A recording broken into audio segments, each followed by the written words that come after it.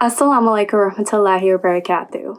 My name is Nuha Nazar from Queens, New York, and I'm currently a student attending Queens College majoring in biology on a pre-dental track. I'm very happy and honored to participate in TASMiNA's Horizons project. This is a continuation of introducing series of TASMiNA from our community professionals, educators, entrepreneurs, community activists, etc., who have succeeded in their life in North America. The main objective of this program is to learn and follow the success of their achievements. This program can especially be useful for our young adults who can benefit from these life stories by seeking assistance and guidance from them. The title Horizon reflects a point of change in a person's life. Today, I am going to be interviewing Brother Atif Salahudeen, who's an aerospace engineer and hifz. Brother Atif, assalamu alaikum. Wa alaikum salam. I am going to conduct today's interview, and my first question is, can you give an introduction of your childhood life in Sri Lanka or in the US? Like your town, your parents, your early education? My parents are very ill and Ifaz Salahudeen. So I was actually born in Kansas. So my parents went to grad school there, and I moved to New Jersey when I was about 4 years old, so I don't remember much of Kansas. I grew up in New Jersey, in Lawrenceville. So early education-wise, I started going to Islamic school, Nur Liman, from first grade all the way up to 12th grade.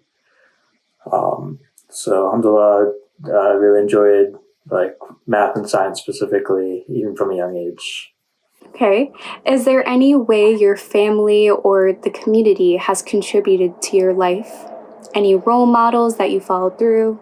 Yeah, I mean, the entire Muslim community, the New Jersey, as well as the TASMiNA community as well, I can say pretty much raised me along with my parents. It's we were like a very big family, and they're definitely responsible for my growth, both religiously, spiritually, mentally, and academically. They provided a great foundation for me, and I definitely owe a lot to the community. Both the local Muslim community in general and the Sri Lankan community. Thank you for that information. How do you proceed your higher education? I know that you had studied in an Islamic school in New Jersey. So, like I mentioned, I went all the way up to about 12th grade in the Islamic school. So it was a very small school. My graduating class was actually less than 20 people. And while the school wasn't necessarily the best funded and didn't have necessarily the best facilities, alhamdulillah, we had amazing qualified teachers. These are people who've worked in industry and retired and now are like giving back to the community. And I definitely feel blessed to kind of have them in my life, and the quality of teachers I had at Nur Liman was phenomenal. And they did really a great job of balancing both stressing an Islamic environment as well as teaching academics and preparing us for college while having at least a good foundation for Islamic knowledge. Then once I finished high school, I went on to University of Maryland for an undergraduate degree in aerospace engineering. It was very challenging, but I enjoyed the subject and I enjoyed the challenge. And especially as someone who loves physics and math, I found that it was something I really enjoyed. Okay, so you became a hafiz while receiving your regular education, is that right? Yes, that's correct. So my school had a program where they selected a few students in the end of 6th grade, and then you would go for 2 years, do a 2-year hifz program after school in addition to your normal schooling. So and this was run by Sheikh Mamdouh Salim, so he was our teacher, and so I did that for those 2 years. So every day after school we'd go and we'd be reviewing and memorizing Quran with Sheikh Mamdouh.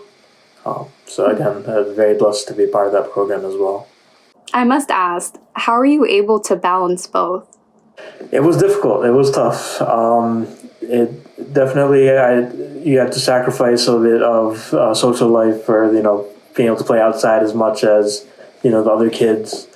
At the same time, it was very rewarding, and the kids in the hifz program, we felt like we were we became much closer because of that kind of um, a mutual experience that we kind of went through doing hifz together, and just kind of being able to get closer to the Quran and be able to kind of start to learn to understand it more made it worth it, even though it was challenging. So you received your postgraduate degree in aerospace engineering. Could you please elaborate that to our viewers? Sure. So I actually did a combined bachelor's master's. So at the beginning of my senior year, I decided to apply for this combined program, and I was able to start taking master's courses in my senior year of college, and then I was able to graduate actually with just 1 year later with the master's. So with my master's, I specialized in computational fluid dynamics, known as CFD. So the idea is you're modeling airflow over like rotor blades or a wing. By modeling very small instances, you basically make like a grid over this, on the computer, and in the grid you kind of put in the shape of the wing or rotor. So I actually wrote my thesis on how uncertainty in the airflow, for example, in turbulence and things, how that affects the wing's lift and drag and all other performances. So again, it was definitely tough, but it was also a great learning experience. I got much better with coding through this, and then also really had kind of the process of writing a thesis was also kind of very challenging, but something very rewarding. Kind of going through all the research behind it and being able to kind of present your results and present your findings. So you must have went through a lot of obstacles. How did you face those obstacles?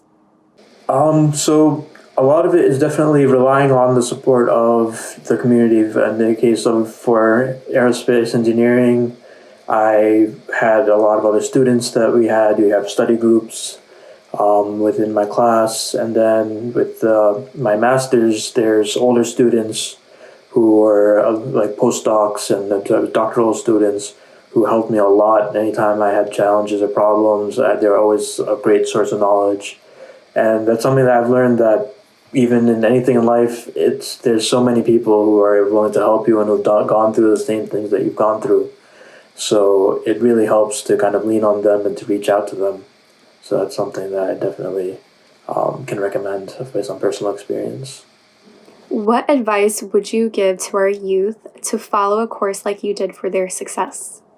I would say it's really important to explore as much as you can, as early as you can, whether it be your clubs, organizations at school, like after school clubs, internships, shadowing people, shadowing opportunities, just reaching out to people in the community even.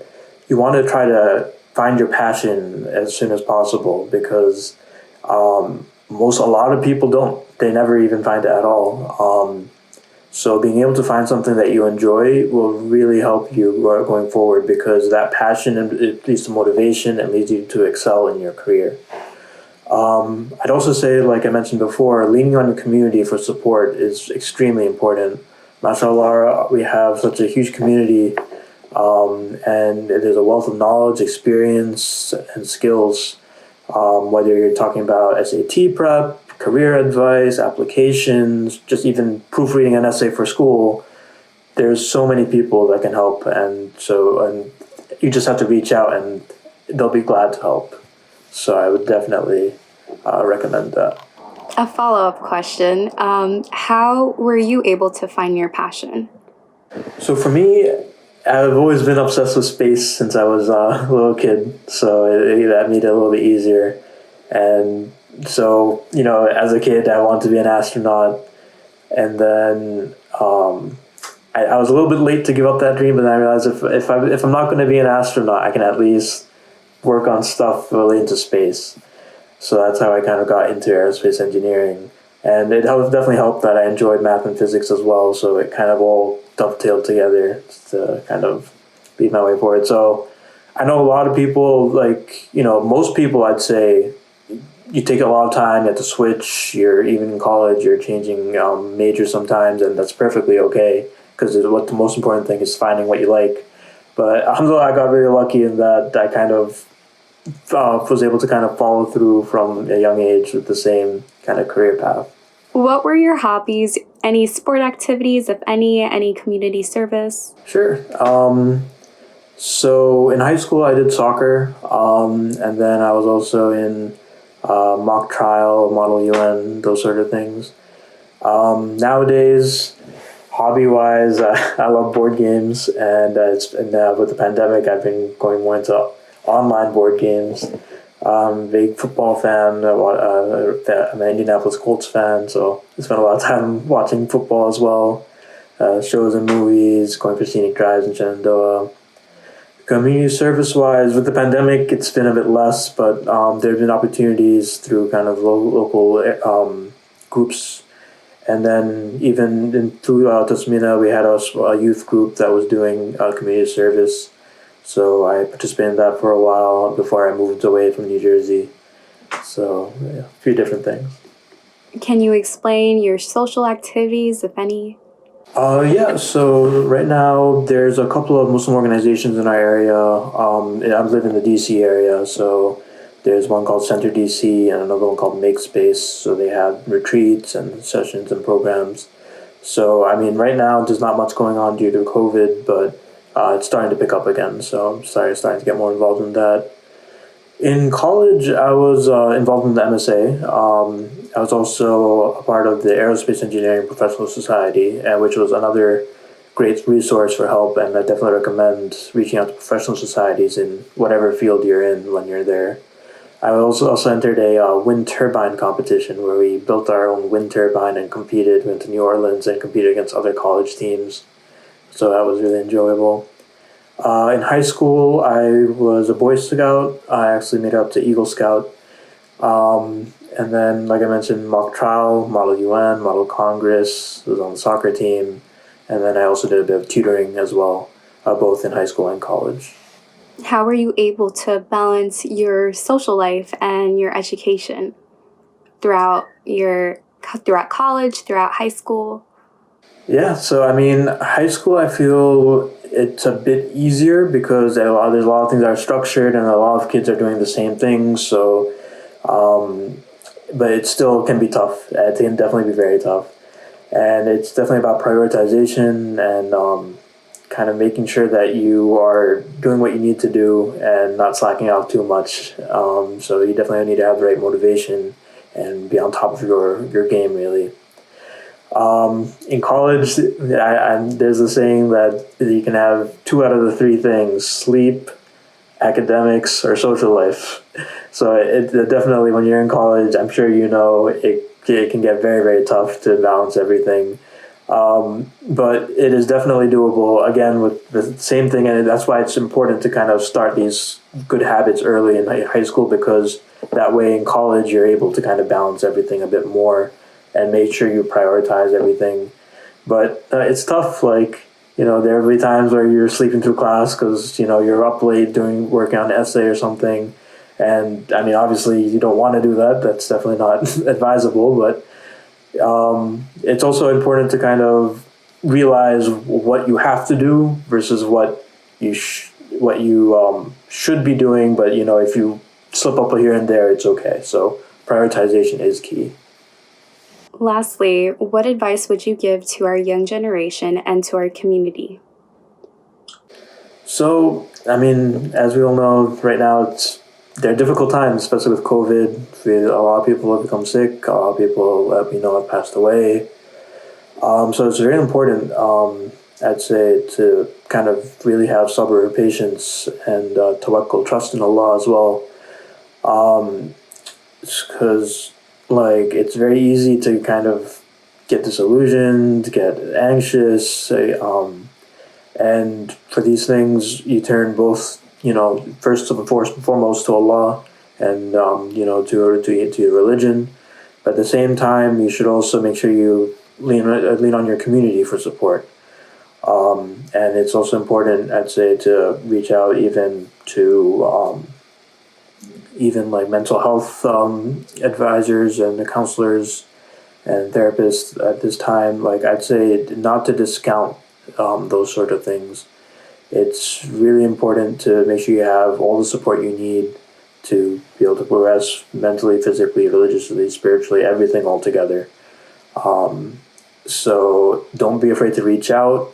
Don't be afraid to ask for help. And inshallah, like, we'll get through this together. And inshallah, as long as you have your community to support you inshallah, you'll be fine. Jazakallah for your time giving this valuable interview to TASMiNA.